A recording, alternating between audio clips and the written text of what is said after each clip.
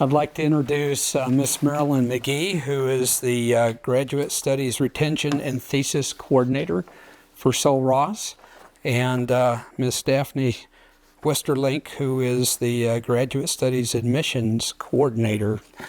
And they've been coming for a number of years and talking to our class about the thesis submission process. And it's been very helpful, I think, for previous generations of students. So we're continuing that. So with no further delays, I'll turn it over to Marilyn. Thank you, Dr. Kanukin. Good afternoon, everyone. Lovely to see you here today. And today we're going to talk about getting published, getting your thesis done. And I guess, well, we'll just start off with how do you get inspired to do your work, and how do you get an idea for your thesis? Does anybody have ideas of what you've done to get inspired to get started on your work? Last minute. Last minute panic? Okay. Go. Very good. We have an audience participation bag for last minute panic. You get to pick something out of the bag. All right.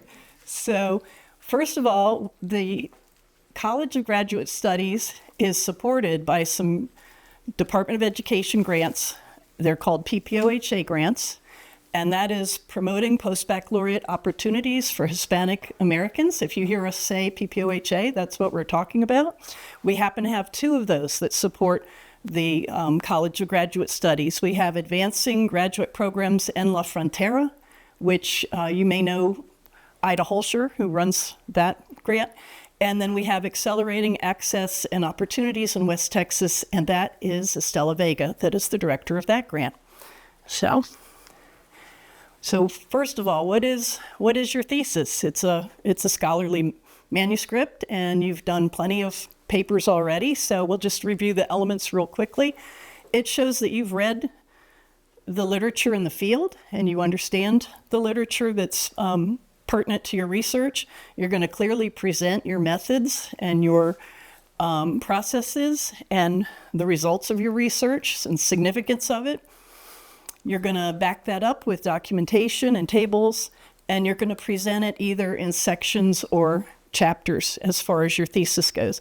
Often when you do the section method, that's where you have one experiment, and you might have sections like your introduction, and then your methods, and then your discussion, your research, your conclusions, things like that. If you're doing multiple studies and comparisons, you may do the chapter method, where you've done each chapter will have a literature cited at the end if you do that method.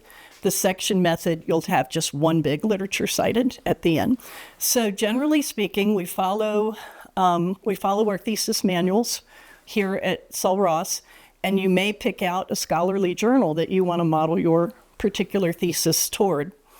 So with any work, you're going to go back and forth with your advisor, and you're going to revisit your ideas, maybe get some critique.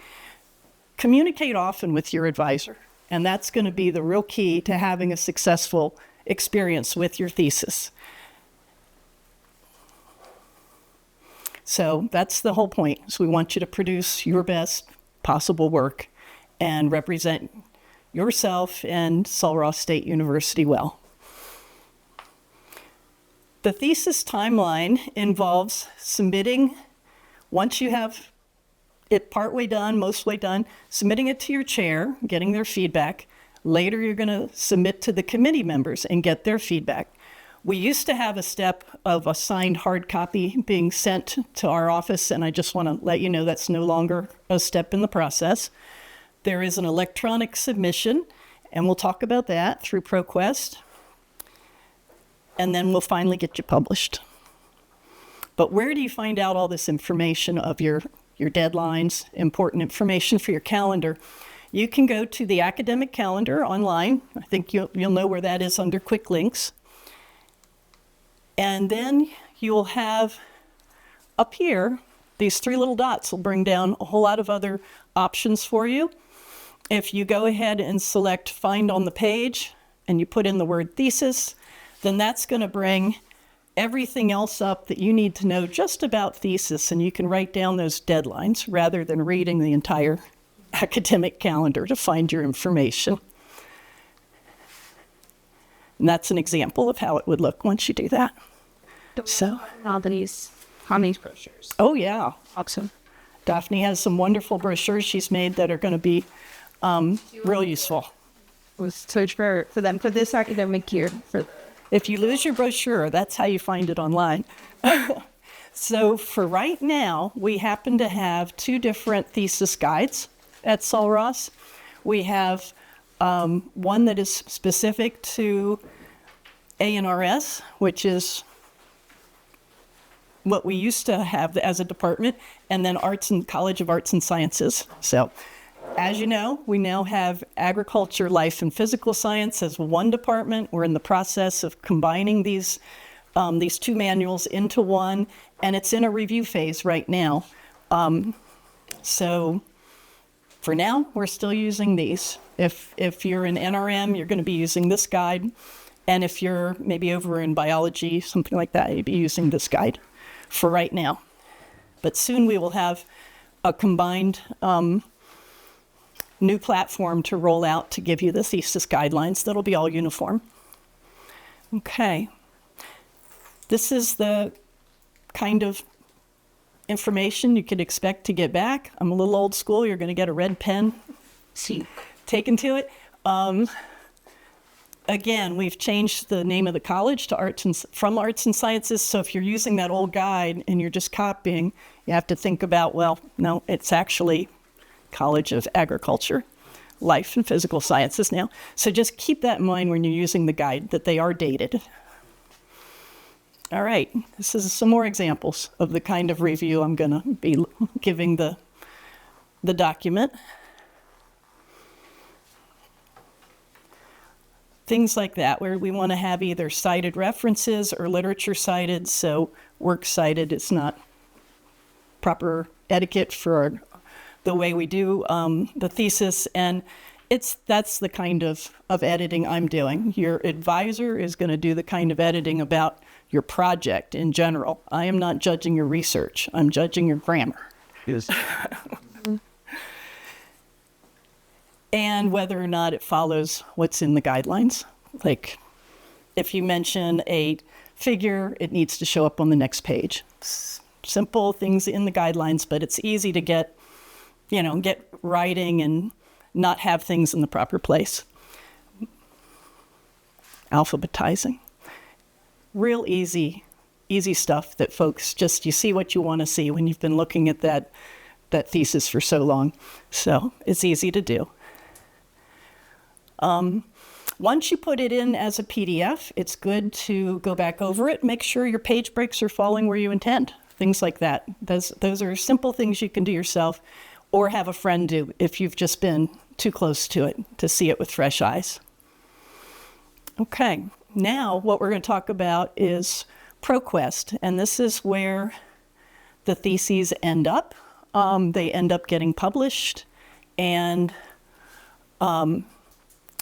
this is a variety of databases. You're probably already familiar with ProQuest for looking up dissertations and theses, but that's not where you submit it. This is where you submit your thesis to. It's the electronic thesis and dissertation administration.com for what that stands for.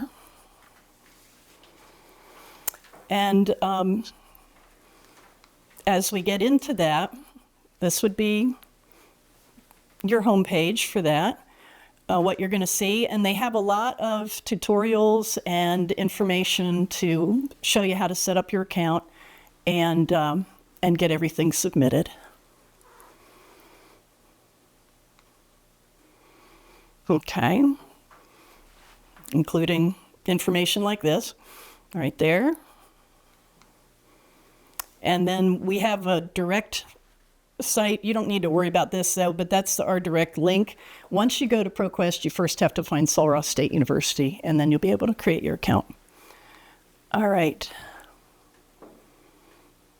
That's an example of Okay. the account page. You'll be walked through how to set that up. And that reviews what you need to have on hand as you're getting ready to submit these items here. So it's pretty intuitive, pretty easy to get through setting up your account through ProQuest.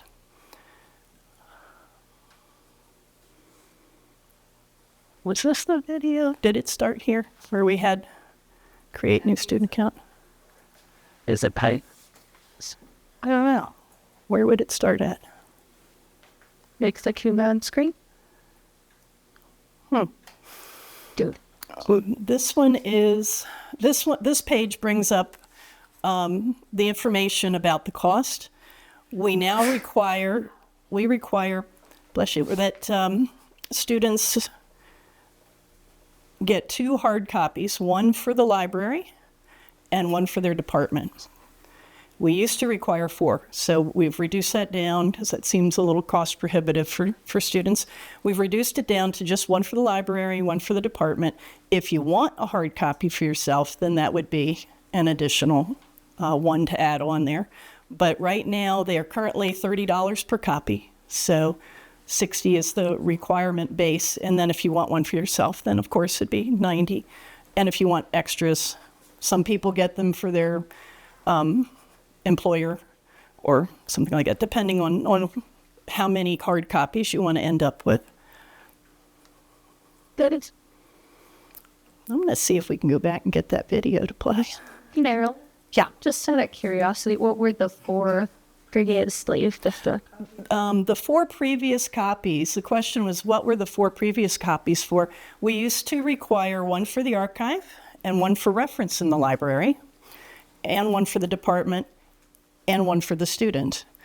Some students might be just fine having it electronic and not want to be required to buy the one for themselves. And we've talked, Betsy's made it clear that we don't need 2 physical copies in the library. So that's a burden on students to have to do for $120 required. Now we're down to $60 minimum. So let's see if we can get this video. Yeah, we had a nice video that Daphne had made. Very good. Oh, all you had to do was touch it. That's it. Tells you how to make up your student account once you're in ProQuest. So you'll watch her go through the process.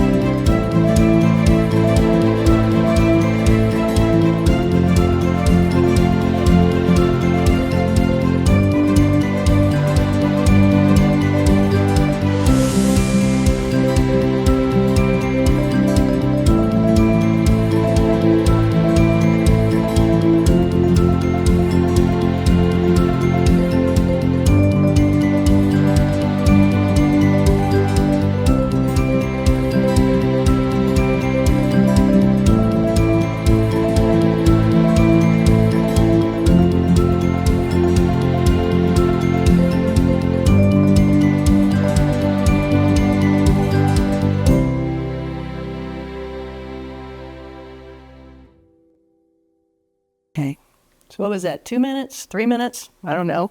That's all the steps involved in getting into ProQuest, setting up your account, and getting things submitted. Pretty straightforward. And now you've seen the whole process. So thank you for doing that, Daphne. So again, we only need the 2 copies now. That's different from before. And at one point, you saw in the video that she selected traditional publishing, but there is something called open access. It does cost more, and you might wonder, well, why would I do that? We also have Betsy here from the library. She's an expert in open access for anyone that has questions. But basically, these are the key aspects of doing open access publishing. It makes your work immediately available. There's no barriers. No one has to have a subscription to try to find your work. You don't have to wait for the next print issue. If you get published in open access, it's available online immediately. And basically, you have increased visibility and a wider audience for your research if you're going to go the route of open access. Let's have a look here. So why publish in an open access format? These are the different reasons. And I just was wondering if anyone has any questions about open access? Why you would want to do that? Are there any reasons if you wouldn't want to? That's a good question. Are there any reasons that you wouldn't want to go with open access? I'm not familiar with any. Can you think of any, Betsy? It is true that you might not want to publish open access if you had, if your research has something that you might want to patent, or if you have another relationship where you're going to publish your research outside of the thesis, like with another publisher, and you've already made agreements about what the copyright will look like with the other publisher. That might be a reason. Or do you want to embargo the research that you're publishing if you want it to not be available to everybody right away? That I think ProQuest gives you that option, and that you can't publish open access if you're going to embargo your research. Okay, so those are 3 good reasons that you would choose traditional publishing and not go with open access. If you have something that, I'm just repeating, that you want patent, if you have to embargo your work for any reason because you've already maybe started into a publishing agreement, there might be, I don't know, other authors involved, other publishing arrangements that you've already been discussing with the journal. Those are some reasons that you would choose to just do traditional publishing and not go open access. So, thank you very much. Any issues or concerns so far about the process? Okay. We'll move into talking a little bit about time management, because this is going to have a lot to do with your thesis, is being able to get from the start point to the end point successfully and not be procrastinating at things. So a lot of it has to do with time management. These are just a few ideas of ways to begin with managing your time.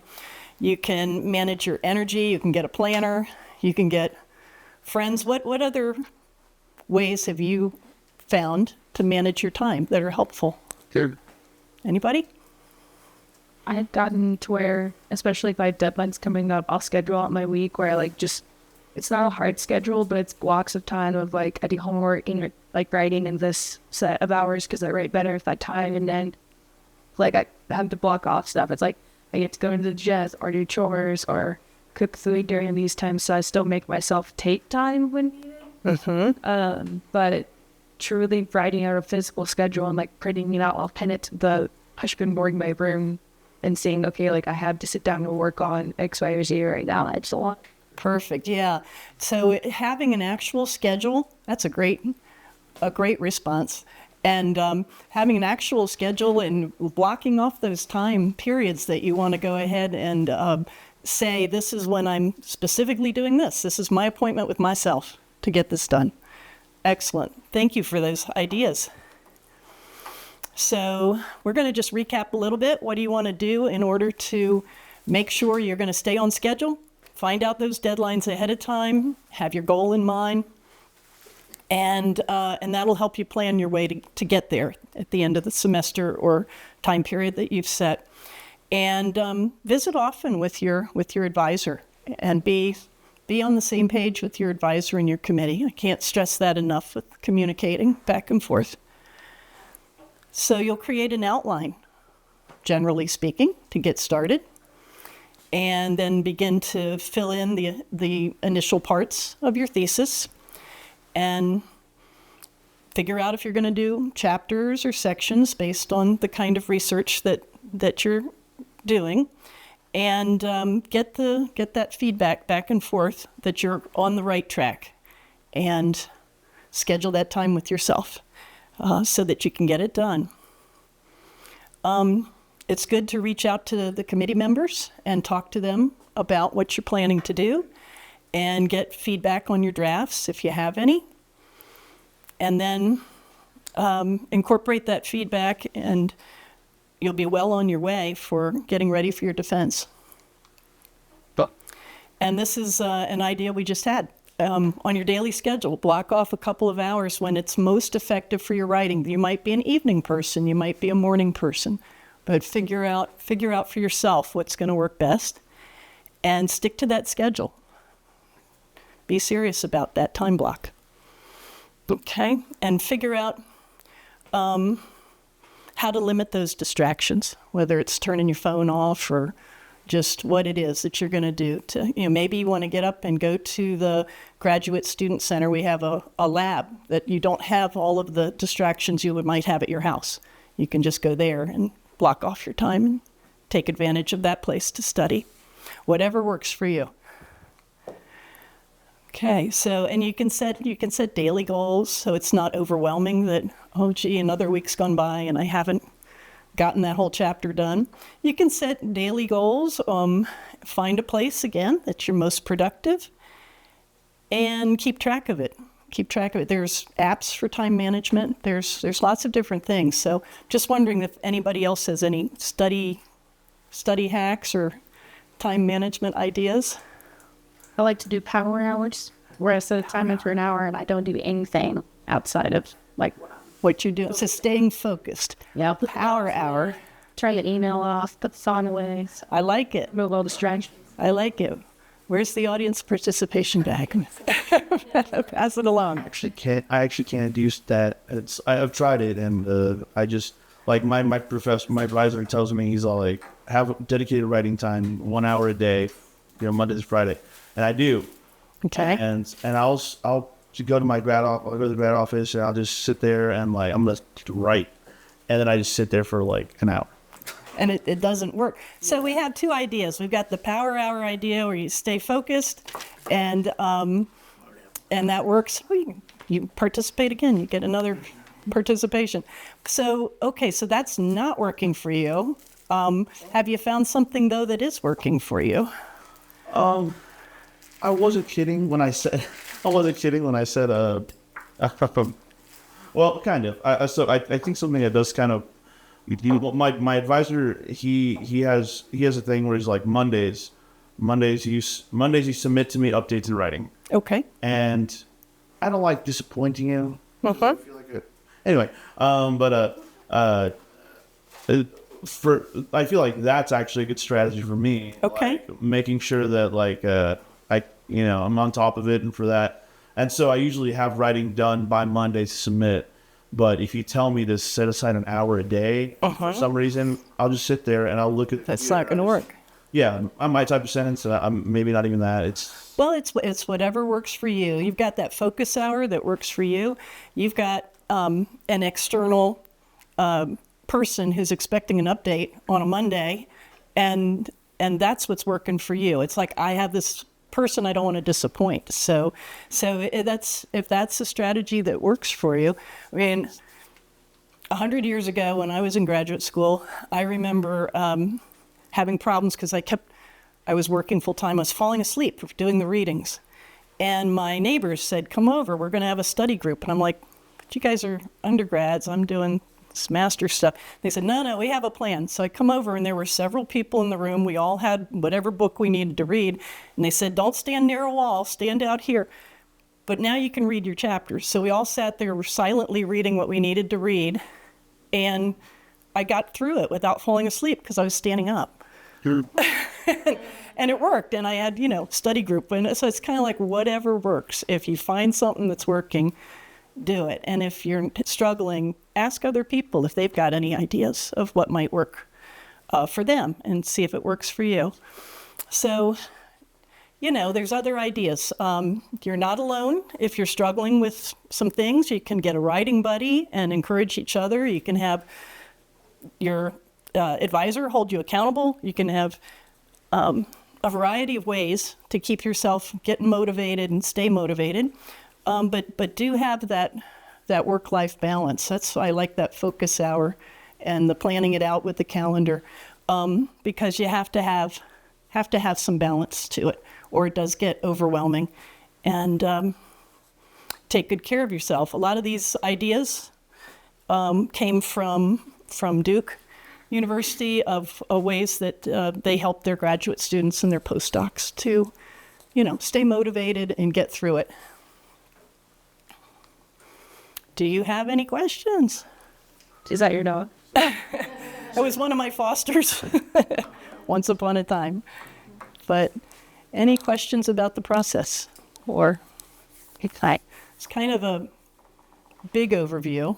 Do you have any specific questions that we can try to direct where to go? I'm curious about just kind of the draft process. Uh-huh. Do you give students feedback? How many rounds of feedback, I guess, do you usually give a student before submission is accepted? I'm usually just seeing all your nearly done product. And we do have the Writing Center here on campus that helps if you're wanting to get some quick feedback. I'm happy to look at it as well. But in terms of your initial draft and your feedback, if you're going in the right direction, more of that's going to be coming from your advisor and your committee.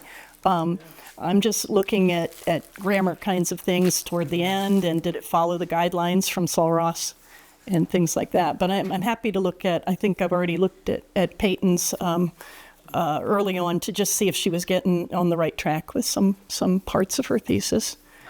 Happy to look at it earlier, but generally it's the big review toward the end is where I get more of the time that I'm involved with the thesis. So No, that's good to know. yeah, Thank you. sure.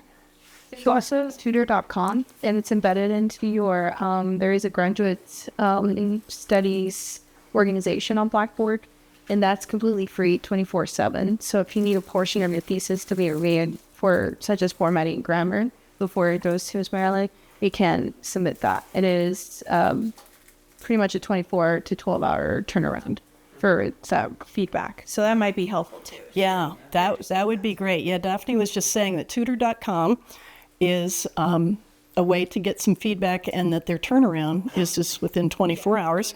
So if you're struggling, stuck a little bit, it's the middle of the night, I'm not going to necessarily be available, that's a really good resource, is tutor.com, to have a look at a draft and see if it's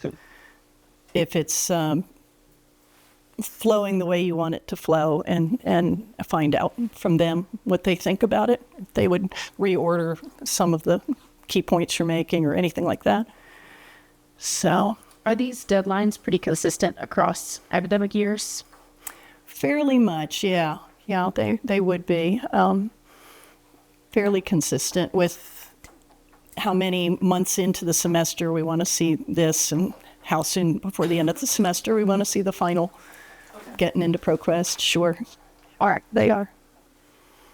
All right. Any other questions? All right. Well, thank you. Thank you very much.